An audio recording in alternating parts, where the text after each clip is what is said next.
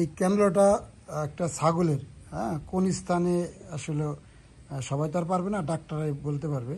তা এখানে যেহেতু ডাক্তার ফাহাদ আছেন, উনি বলতে পারবেন যে এইটা ছাগলের কোন স্থানে ছিদ্র করে ঢুকাইলে, হ্যাঁ, ভিতরকে যেমন যে গ্যাস সেটা বের হবে এবং ছাগলটা জীবন রক্ষা করবে, সেই বিষয়ে সে একটু বিস্তারিত বলবে।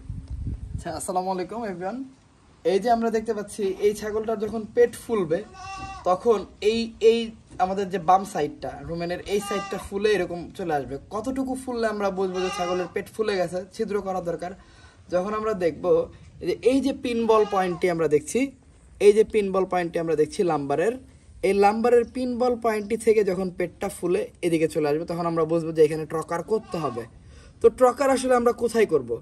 কারণ আমরা যদি একটা জিনিস এখানে খেয়াল করি, আপনারা একটু খেয়াল করুন যে এখান থেকে এই একটা দাগ, এই একটা দাগ, এই একটা দাগ, একটা ট্রায়াঙ্গেল, একটা ত্রিভুজের মতো হয়েছে।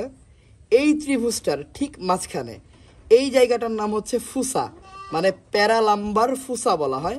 এই প্যারালাম্বার ফুসাতেই আমাদেরকে ছিদ্র করতে হবে, কারণ উপরের দিকে গেলে আমরা কিডনি পাবো এবং নিচের দিকে গেলে আমরা হচ্ছে স্মল ইন্টেস্টাইনের অংশ পাবো, যেটা আরও ক্ষতিকর হয়ে যাবে। কিন্তু আমাদেরকে ছিদ্র করতে হবে শুধুমাত্র রুমেন। সে কারণে আমরা এই যে এই যে এই যে এই যে যে ট্রায়াঙ্গেলটা হবে, এই ট্রায়াঙ্গেলটা ঠিক মাঝ বরাবর প্যারালাম্বার ফুসাতেই আমরা শুধুমাত্র ছিদ্র করব। তো ঠিক সেভাবে আমাদের যেহেতু এই ছাগলটার ইয়া নাই, আমরা মানে এইভাবে দিব, এইভাবে খাড়া করে দিব, তখন রুমেনটা ছিদ্র হয়ে, কারণ তখন আমাদের এটা অনেকে ভাবতে পারে যে এটা এত লম্বা কেন। লম্বা হচ্ছে তখন ফুলে এত বড় হবে যে রুমেনটাকে খুঁজে পাওয়াই কষ্টকর।